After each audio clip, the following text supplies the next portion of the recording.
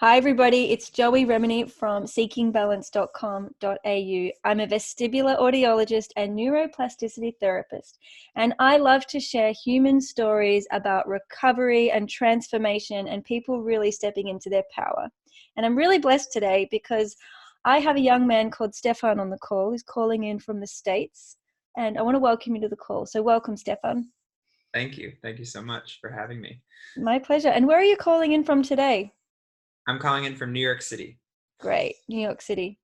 So today, Stefan and I are going to talk a little bit about overcoming chronic symptoms, and we want to talk about the human story, the challenges, and how to find light, how to find hope, how to be inspired. And it's just really brave and courageous of Stefan to be here. He contacted me and he's like, I really want to be on your podcast. And I was like, great, let's do this and book in. So it's so nice to meet you. And you're a musician, I'm a musician, so we have that in common. Mm-hmm. And what I really do want to talk about, aside from the fact that chronic symptoms suck and they're difficult and they're non-explainable and it can feel like you're bashing your head against a wall for years and years and years and not living. But I also want to talk about moving beyond that, how important things like music are for our healing, our recovery, and connecting back into our wisdom and our capacity. Because I think we often think healing's all about symptoms when actually the more I work with people and I see people really heal and gain true benefit, the more I see them step away from focusing in on symptoms and rather focusing in on what they love, what they know they want to do in their heart, what lights them up. And they start saying yes more often. They start giving themselves permission to say no to things they don't want to do and saying yes to things that light them up. And in our case, that's music, right? Mm-hmm. So tell us a little bit about what happened to you in 2013 when you began this journey. So it began with a pretty simple injury, tendonitis in my forearms. Mm. And I tried a bunch of different treatments, but it never seemed to go away. And I had to stop playing guitar.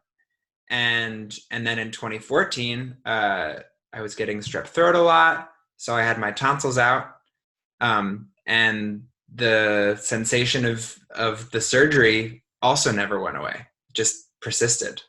And then it was just one injury after the next that felt like it was permanent. And I didn't know what to do. And MRIs and X-rays and tests all came back negative. So where do you go from there? Yeah. And do you remember back at that point in time, because this is a really common story. I mean, I hear it literally time and time again each day, is people say, I did everything. I went and saw every doctor. I tracked down every specialist. I tried every chiropractor and osteo, and they're just like nothing, nothing, nothing, nothing.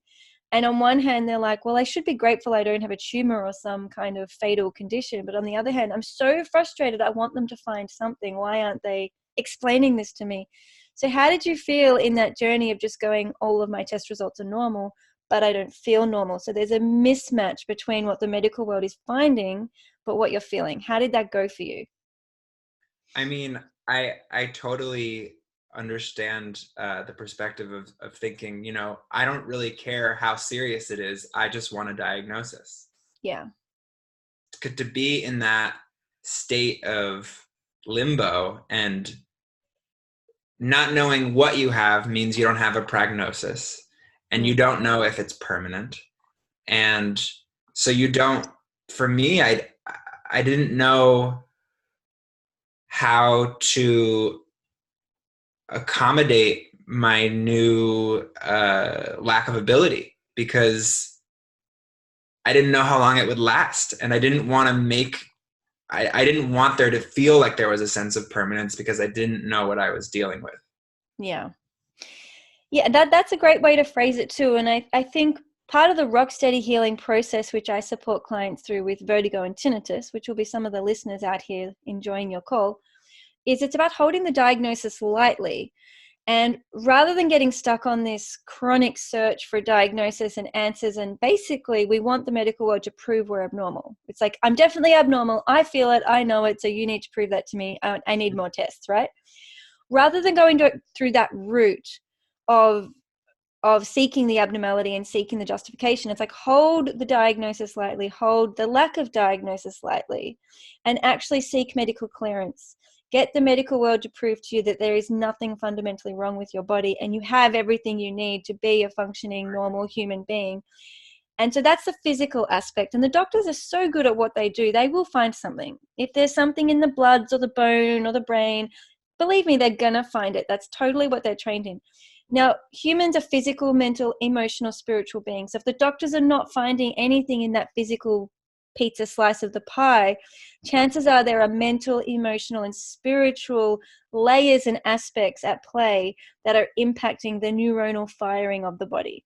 Because whether it's chronic pain, chronic tinnitus, sounds in the ears, or chronic dizziness and vertigo, which is sensations of movement that don't feel quite right, they're all neuronal firing patterns. And our mental, emotional, spiritual body impact on those physical firing patterns. And that's where the healing can really go into deeper and meaningful places.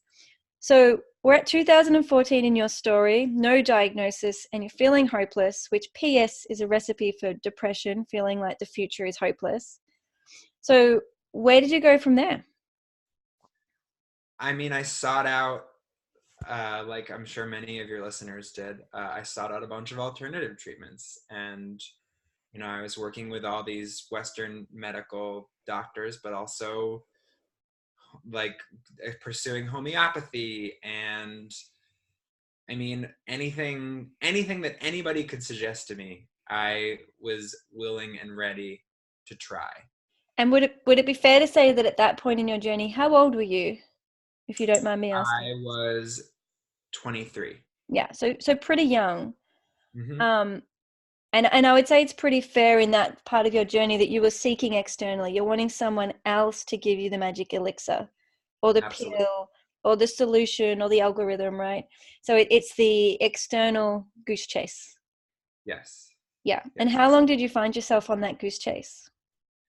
Till about 2017. Yeah.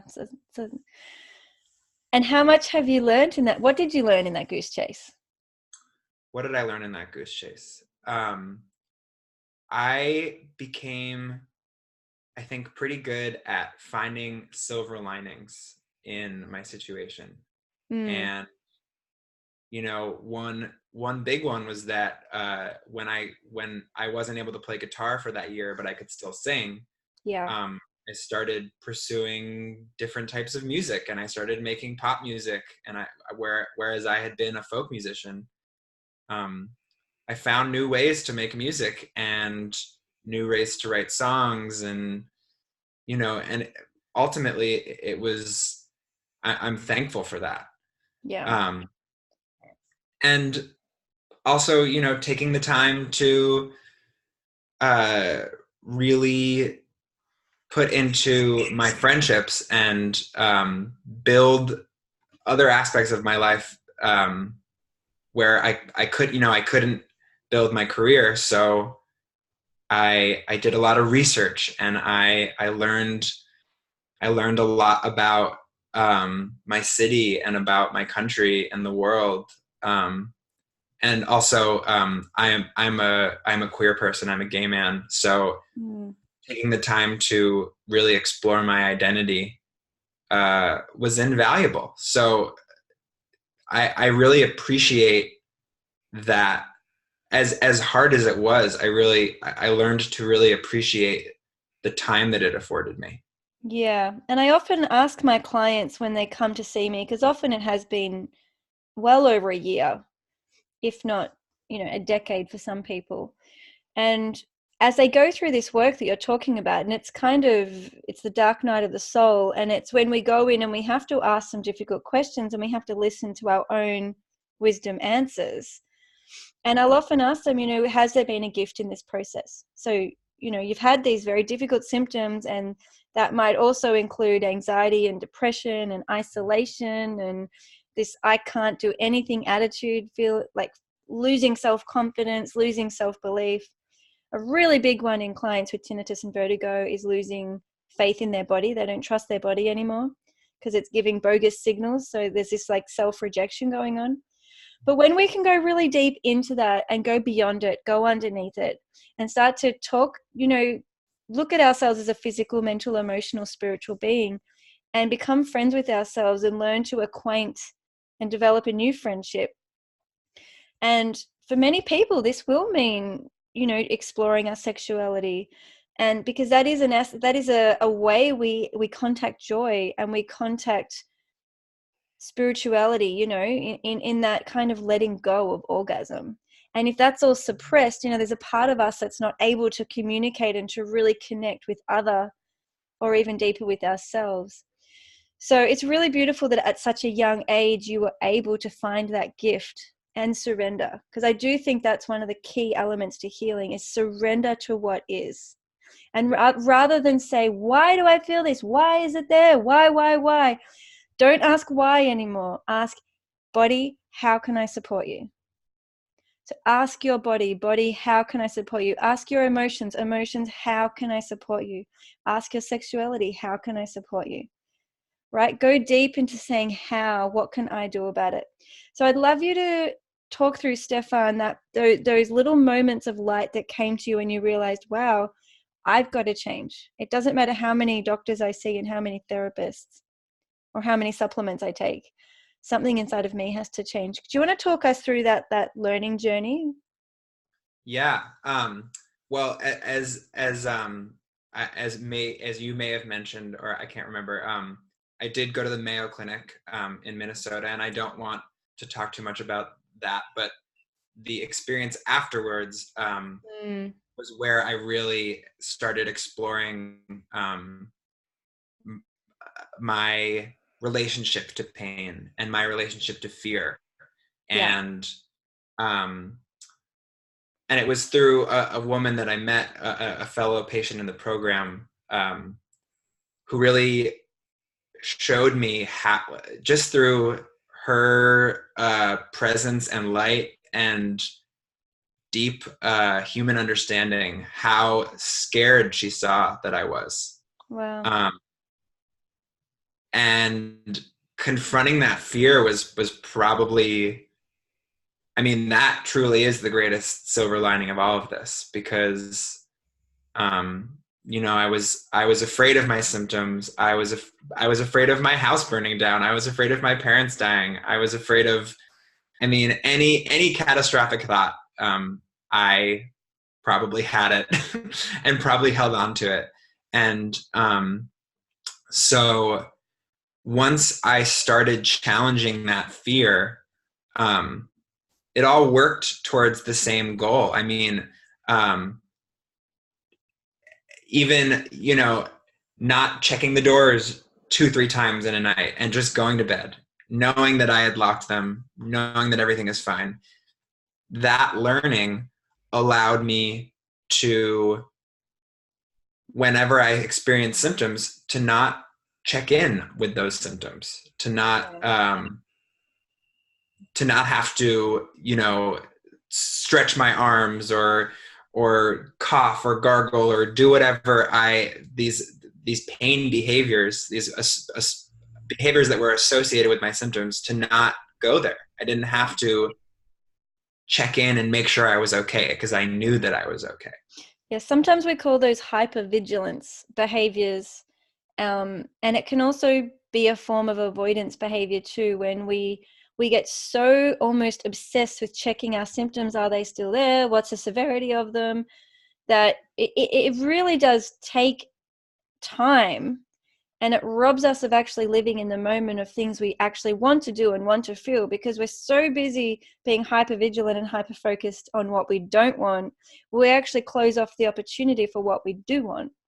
And so it becomes this catch-22 situation where we have to surrender and let go of the identity and let go of the pain or the tinnitus or the vertigo, and stop feeding it, and start actually feeding new fires in our life, whether that be playing guitar or singing or art class or learning Italian. I mean, there's so many different things people try, and it's not what you do, it's really how you do it and how it makes you feel. So can you talk through, if you have any little examples maybe of how you began to loosen that hypervigilance? Well, finding ways to calm myself down. Yeah. Um, Whenever I had that automatic thought of, oh my gosh, something's wrong. Yeah. Um, and something's wrong. What do I need to do to fix it? Um, and taking a moment, taking a step back, learning to sort of take a bird's eye view of my mind and say, wait a second, this thought this thought has no bearing. There is nothing wrong. I know this. I've been down this road before. Um, So kind of being able to sit back and identify the false alarms enabled mhm, you to have that distance to not buy into it. exactly. Did you ever Exactly. try body scanning or using the body to help guide you through real threats and false alarm dangers? Body scanning for me was definitely a type of meditation, Mm-hmm. but um, I wouldn't say I used it particularly to reduce those thoughts. It was just, you know, a way to get myself into that calm, into that Yeah. parasympathetic um, place where um, I could take some control again. Yeah. So for those of you who aren't sure what a body scan is, it's literally where we scan with our mind and attention any sensation of touch, head to toe. It doesn't matter in what part of the body, in what order, for how long you do it. It's a way of bringing ourselves out of the mental heaviness in the head and the what ifs and the past and the future. And when we drop into a body scan, we're literally touching the present moment. You know, you can't poke yourself or touch yourself tomorrow nor yesterday. It brings you into the effective now. And that's where our power lies. That's where our choices are, where our decisions are. And making good choices in the present moment really creates a brighter future. So being able to be embodied instead of living in the head is a huge, huge, huge part of neuroplasticity. In fact, when we're in the past or the future, and so we're not really connected, we're dissociated or out of body and living in the catastrophes and drama, which we all do, myself included, when we're in that space, we can't really effectively consciously do neuroplasticity because the neuronal messages the body is giving the brain are blocked off. We're not receiving them.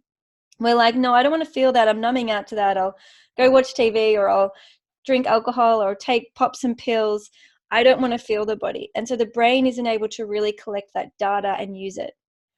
And so once we allow ourselves to feel safe in our body, to feel in our body, and to integrate the mind, the emotions, the heart, all in that present moment, that's when the brain can really do something about it and rearrange and recategorize the various neural pathways that may be in error, including the pain ones. So do you want to talk a little bit about how it felt for you to overcome chronic pain? Definitely. So for me, the modality that I used for the most part was this slow desensitization Mm. where and all the while using the breathing techniques, using the self-talk, trying to access that peace while experiencing the symptoms and Yeah, allowing myself to experience those symptoms but still do the things that I enjoyed. And little by little, I increased the time that I could play guitar, the time that I could sing, the time that I could run, this, that, and the other thing. And learning to do those activities with my symptoms, eventually my symptoms started to go away. And they never completely did. And sometimes they come back, and I have to use the same techniques to get myself back to that place of peace. But eventually I know now that I myself can get past them and get back to a place of comfort. yeah. So you feel empowered, you've taken the control back. Mm-hmm. And it's also, do you feel sometimes, did you learn a little bit about neuroplasticity and about how the brain is interpreting signals? Sometimes the context is not quite right. And so it's Yes. blowing it out into a pain signal instead of a no big deal signal. And so you can play with that. Mm-hmm. And Mm-hmm. that, how does that make you feel, learning a little bit about that inner process in the body? I mean, it's very empowering Yeah. to know that. I mean, it's at first scary to know that the brain can send signals that uh, don't mean what they should. Mm. But then once you understand that, and once you can get past that moment of fear, and realize that, oh, I can get past that because it's my brain, Yeah. and I can learn to harness it to get me back to where I need to be. And when we're present and conscious, we're in control of our brain. And this Mm-hmm. is where in the rock steady process, so my clients will have, some of them do in fact have chronic pain, but they largely come for chronic vertigo, dizziness, and tinnitus. And it's a similar thing where they have to be able to just take their symptoms with them lightly without making that the main focus. Let them be there. Bring your voice of reassurance, bring that voice of self-compassion and self-kindness that everything's okay, and go ahead and do those things you want to do, whether it's poetry or art class or music or just going to work, meeting people out for drinks, going down the shop to buy a loaf of bread. It can be really simple things, but allow yourself to do it, knowing that those neural messages are benign and harmless. They're allowed to fire. And the less we invest in them and focus on them, and the more we go ahead and choose to do other things, the brain will divert the firing patterns, and it will begin to release the priority on the symptoms, eventually dissolve, and they can completely rewire and disappear. We see that a lot. But what the brain needs is to know what to focus on. So if it's used to firing on the symptoms, it needs to actually have something else. Like, it's kind of like if someone quits alcohol or coffee, you need to substitute it with something. You can't just like not replace it. So we are creatures of habit. And so if the body's used to firing those tinnitus, dizziness, or pain signals, we need to say, okay, this is the deal. I'm in control of my brain. What I want to feel is steadiness and confidence and capacity. So this is how I'm going to feel it. We generate those feelings using our neuroplasticity practice. Take those feelings with you, your reassurance and the new neural firing, as you go to the shop and buy your loaf of bread or pick up the guitar and play. So you actually need to substitute the symptom sensation for a desired sensation that the brain can tangibly contact. So what would you say is your desired feeling now that you're working on in yourself, Stefan? I mean, the place that, for the whole time that I was dealing with this, the place I wanted to get back to was just being able to sing and sit with my guitar and, you know, work on music, because I'd spent my whole life up to the Mm, point where I started having these symptoms, trying to make music a career, trying to um, spend my whole life and all my time doing it. So to, I mean, the true gift is just to be back yeah, in that spiritual, truly spiritual place where I feel the most myself, the most comfortable, the most at ease. yeah. Um, and the benefit of being a singer is that, I don't need an instrument in hand. I can just walk around and sing. And in New York City, a lot of people are talking and singing to themselves in the street, so nobody really pays you any attention There's freedom in if it. you are too. I used to So, I used to cycle through Melbourne singing at the top of my lungs on my bicycle, whizzing down the bike lanes. I loved that. But it sounds to me that part of what you've been seeking is this feeling of creative freedom and yeah, connection. Because I know when I'm writing music and singing music, there definitely is a connection to something outside of myself. It's not all rigid and perfect. There's like a letting go and a surrender to something flowing through me. And it is that real kind of creative, spiritual, connected life force. And if I'm not connected, I can't flow with it. So I have to be able to show up in surrender. I have to be relaxed. I have to trust. So there's certain elements I need to cultivate in myself so that the music can flow through me. absolutely.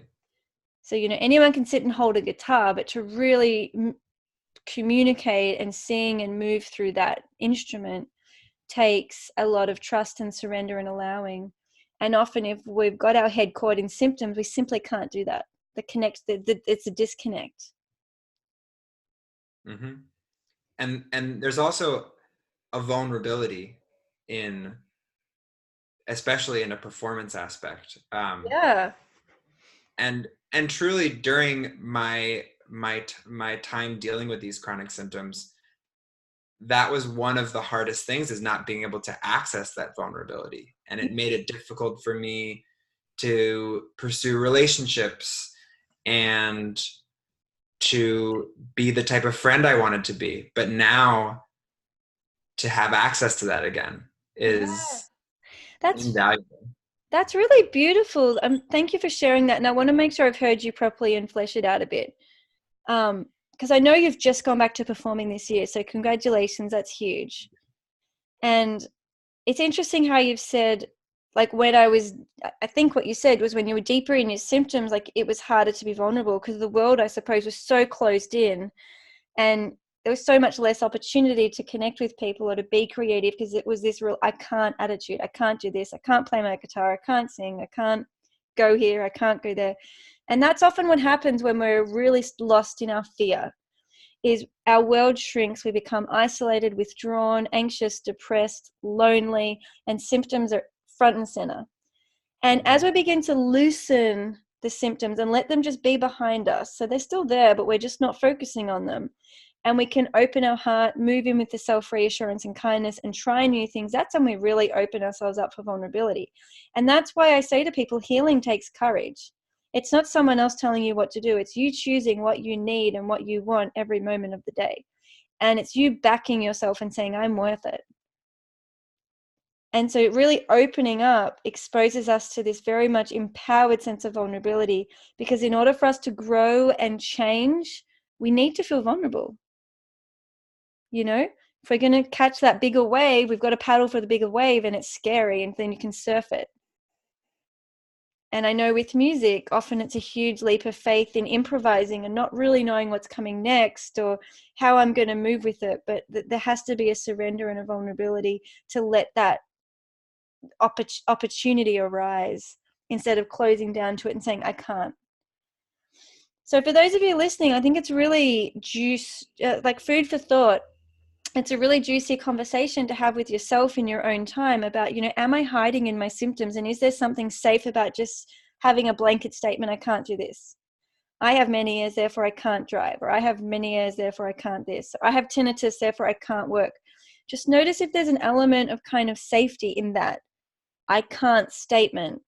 Because if we were to truly open up and say, okay, well, I notice I have the tinnitus or the vertigo or dizziness or the pain, and I'm going to try and do this anyway, that opens us up and requires a lot of courage.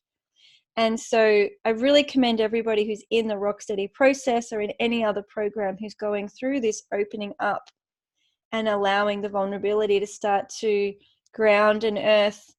And the flip side of the vulnerability, Stefan, what did you find at the other side of it? The other side of the vulnerability, connection with people, a deeper connection, and seeing people light up and seeing people feeling understood again, because I mean, for my symptoms to have taken me away from music, which is truly beyond English, my primary language.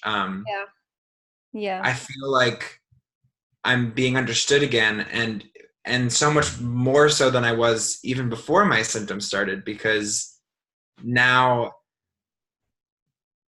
being in a place where I couldn't access that vulnerability, now I put in so much more of an effort to get there. And so I can go to this deeper, even more exposed place. And I think it's infectious. And I,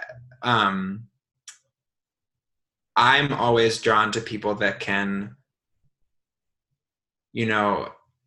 cry on stage or really access their deepest, darkest place and allow people into it, invite people into it. I think I think when we are able to be publicly vulnerable, not that people need to be publicly vulnerable, by the way, it's more than enough to be vulnerable with yourself and honest with Yes. ourselves. It's still an incredibly powerful forum. But just by letting ourselves be seen in that vulnerability, and that could mean self-hate, self-rejection, sort of going, oh my goodness, I have abandoned myself, I've dissociated, I'm not in my body, I feel really bad and guilty and sad now, and I want to reconnect. And like, this is a vulnerable conversation. And by witnessing this, we really allow ourselves to step into more acceptance and more compassion of who we really are and where we really are. Because, you know, if we're going through life pretending we're somewhere we're not, we're just living this unauthentic and phony existence in ourselves. We're not being honest with ourselves. And when we stop and really get vulnerable about what's real right now for me, and this is the stage of life I'm in, this is what I'm facing at the moment, you know, my kids are growing up and leaving the house and I'm terrified and, you know, blah, blah, blah.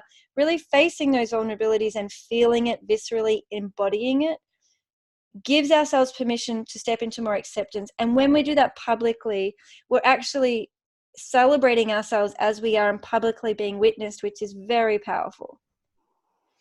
And I think we were saying just before starting this call, there's something in sharing a recovery story, which for Stefan, I hope you get to feel this when we finish the call, is that there's so many thousands of people watching this video who are celebrating you and how far you've come since 2013. And they're seeing it and they're making it more real because you've shared it, you've spoken it, we're witnessing it, we're hearing it, and we're like, yeah, wow, well, this guy did it, and now he's performing on stages in New York. And so when we hide it to ourselves and we're either not honest with ourselves or not honest with the people around us, we can't be celebrated in our wholeness. Mm-hmm.